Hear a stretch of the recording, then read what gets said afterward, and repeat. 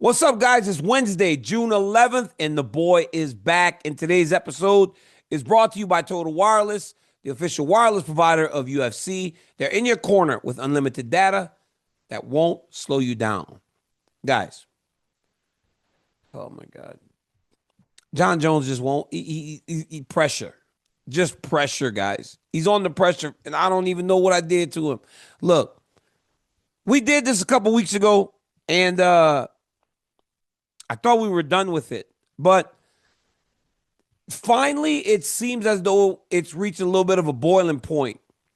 Now, there's things from both sides, and we will get into that as the video goes on. But first and foremost, a couple weeks ago, I said to Jon Jones, go fight Tom Aspinall, leave me alone. I thought it was good. Chael and I host a podcast. Chael and I are on The Ultimate Fighter together. Chael and I are tasked with talking about the biggest news in the sports of mixed martial arts. It seems as though Jon Jones does not like being talked about by two of the biggest voices in this game. Chael and I were discussing Jon Jones last week on our show. I think it was ESPN. And it prompted this. First off, it's very weird, all right, talking about yourself in the third person. It really is. But Jon tweeted this.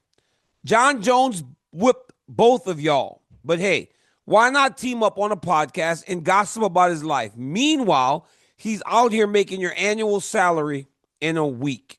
Stay busy, boys. That's what Jon Jones wrote. I'm going to pull the curtain back for you guys. I know what Jon Jones made in Thailand. I was offered to coach this show with Jon Jones in Thailand. Jon Jones's resume is impeccable. Jon Jones's resume matches up, if not exceeds, everyone in the business. Jon Jones's star power, his ability to sell, matches up with anybody in the business. Jon Jones and his ability to bring eyes matches up with anybody in the business outside of Conor McGregor. But guess what? Daniel Cormier's resume matches up with anybody in the business. Daniel Cormier brings eyes like people in the business. Daniel Cormier can do and get just about whatever. And I'm talking like Jon Jones now. He's got me talking in third person. All of that is true. So when they come to me and say, hey, I would like you to coach this show opposite Jon Jones, knowing the history, they have to come with a nice offer that would pique my interest. Let's say I turn that down. If that money was more than I make in a year, in a week with the jobs that I do, wouldn't I have jumped at that opportunity? Nothing would have stopped me from going to get that opportunity. Jon Jones don't make more money than me in a week. Jon Jones makes more money than me when he fights. And that's it. Outside of that, he ain't getting what me and Chael getting from ESPN, The Volume, DraftKings, Total Wireless, Rose Sparks, Monster Energy. I mean, we over here eating. So that's just false. That's false. It's almost like that time the Young Bucks, this wrestling team, said to me, we're selling out arenas. I'm like, well, I did too. We're literally arguing when we all have done the same things. You can't say, I make all this money, when in reality, the biggest paydays you ever had were tied directly to me. We did it together. We did it together. We ain't doing it together right now. And I'll be honest with you, I'm talking about you. And I'm talking about you, and I'm getting paid to talk about you. But I don't fight no more. Because all I can really do is talk. That's what I do. You fight. Or at least you're supposed to fight. So the opinions of Jon Jones have been all over the place. I believe, and this is one of the reasons Ariel and I had argued and stuff at times, I thought he was such a staunch supporter of Jon Jones. I was like, man, you guys really kind of back him. And I'm like, I don't know about that, man. But he's a reporter, and he always did his job as down the middle as he could. even though him and I have a very good friendship. But the other day, Ariel said about Jones, he thinks with all of these tweets, he thinks he's having the greatest run on Twitter. What's really happening is he's cooking his own legacy right now. He's making a mockery of his legacy. Show me a great champion, a great from Jordan, Brady, Lemieux, Ali, Gretzky. Show me someone who acted like this in their final chapter. Show me someone who refused to play it forward. In terms of playing it forward, I think he means go and fight the next guy. And if you get past the next guy, then it's still your time. But if you don't get past the next guy, as with every other thing in sports, there's always a moment where the new breed kind of comes in and they surpass the old breed.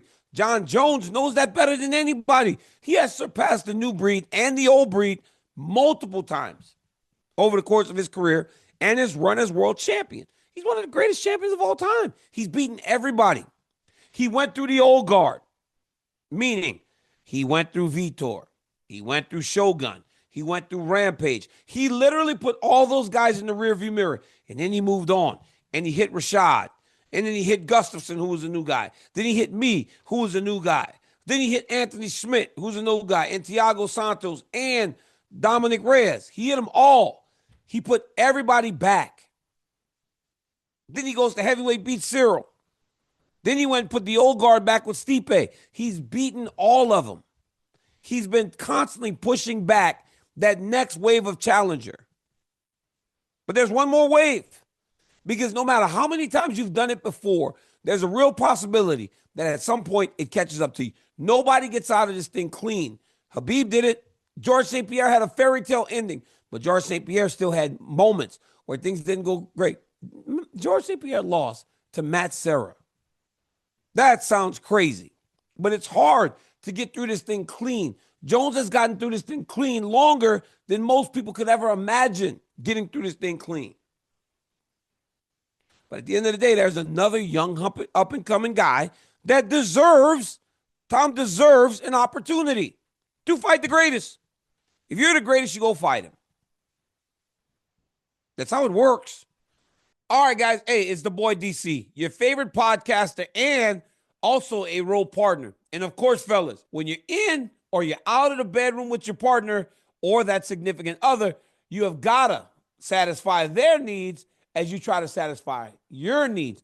It's so important. Hey, the one thing about Ro, when you're in the bedroom, our guys at Ro Sparks, they got your back. With his long-lasting functionality, Ro Sparks are a 2-in-1 prescription treatment for guys who want more controlled erections. And it doesn't take long either, because after they dissolve, they work in about 15 minutes on average. Ro connects guys with medical providers 100% online, so you don't have to waste time in the waiting room.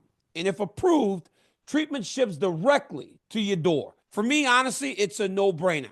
Ro is a must-have, guys. Trust me. New sex health patients get $15 off of their first order of Ro Sparks on the recurring plan. So connect with a provider at RODOTCO/DCTV. Ro.co/DCTV to find out if prescription Ro Sparks is right for you.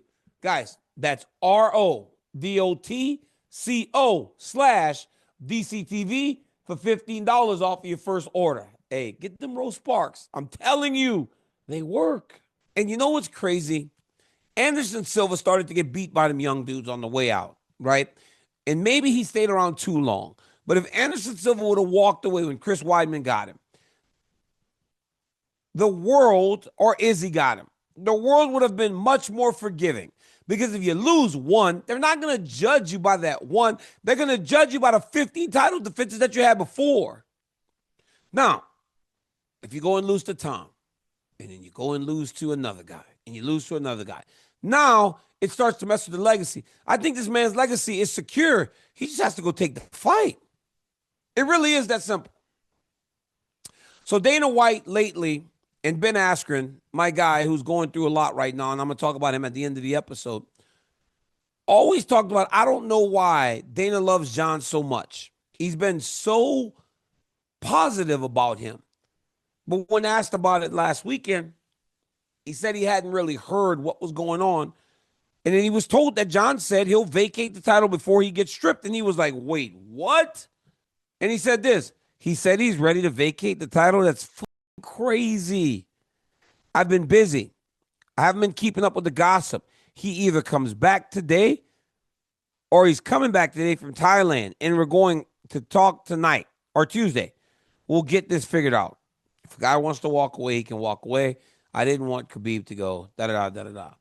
But he also went on to say that Jon Jones accepted the fight. There was a wild number that we heard a while back. 30 million is what Jon wanted. Jon said, I'm not fighting him unless I get 30 million. When Dana says Jon accepted the fight, well, he must have got pretty close, if not that number. But if he accepted the fight and then the fight's not happening, what? Did he pull out of the fight? Did he then not do the deal? Those are questions that I have. And all the while, Tom Aspinall sitting. Tom Aspinall sitting and waiting, even though he's so frustrated that he just wants to fight anybody at this point. And he said he will fight anybody at this point. He said he's frustrated. He was training with Paddy Pimblett the other day, and he's almost kind of mocking everything. And he said, everybody's got a time limit, and he's reached it. Now we're moving on. It's all in the past. We're moving forward. Everything's good, and we can be fighting again. It's better now because I do know what's going on in a bit, and I'm going to fight soon. So that's nice. But for the last 6 months, I've kind of not known what's going on. Money, fame, titles, rankings, all that aside, I just love fighting, is what Tom Aspinall said. I like fighting people, and that's what I got into it for. I didn't get into it to fight and do anything else. All of the other stuff is just nice to have on top. I just want to fight. And that's been taken away from me for over a year. But we're nearly over it now, which is good. Tom Aspinall seems just content with whatever happens, even if it's not a fight that he's been waiting a long time for. I don't know why they didn't fight before. Jon Jones looked like a world beater in that fight against Stipe. Stipe didn't look like himself. He looked like a guy that hadn't fought in a long time and was 42 years old. But he looked like a world beater. And if that guy shows up to fight Tom Aspinall, he can beat anybody. When Jon Jones beat me that second time, I was really good. I was good. I don't know if I've ever been better than when I went into that fight in Anaheim. And he finished me. So I know how good this dude is. But all this other stuff that's going on around the fight, I mean, you're talking about me, you're talking about Francis, you're talking about Chael, you're talking about all these things and almost ignoring the right thing. The right thing is to go fight this kid. And if you beat him, which is a real thing and a real likely scenario, you can then stick it to everybody like you've done on so many different occasions and tell them about it. Nothing feels better to a guy like Jon Jones to be able to beat the guy that you thought was going to get him and then him going, what did I say to you? It's sweeter than any title or anything else you can give this man. But he's got to be willing to take that chance to go and fight this dude. Hey, could Tom Aspinall put him out? Absolutely. Tom Aspinall could put him out.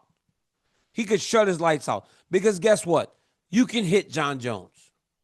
He can be hit. But he's tough. And he has a great chin. He can be hit, though. And if he gets hit by that dude, a big guy like that who's fast, Tom could put him out right away. That's a real possibility. But there's also a possibility that Jones takes him deep into a fight that he's never, in a place where he's never been before, where Jones has lived. Jones has lived in those places, and he could drown Tom Aspinall. But we'll never know if this dude don't just fight or quit. Or quit. That's the truth. Not everybody gets to retire. Jon Jones will get to retire from fighting. But if he doesn't fight this guy, then that's just him quitting. There's one real fight for him, and he's not so old and washed up that he can't take it. So that's how I feel about that. We fought them all. I can tell you guys on good authority, if I was still fighting today and I was still the heavyweight champion and Tom Aspinall was the number one contender, I would have already fought him. 1,000%. The mindset that I carried through my fight career, knowing how dangerous, it would have done nothing but excite me to see someone standing across the octagon that could potentially beat me or knock my ass out. That would have made me train harder, smarter, and be more prepared than I ever could have been. That's what that would have done to me.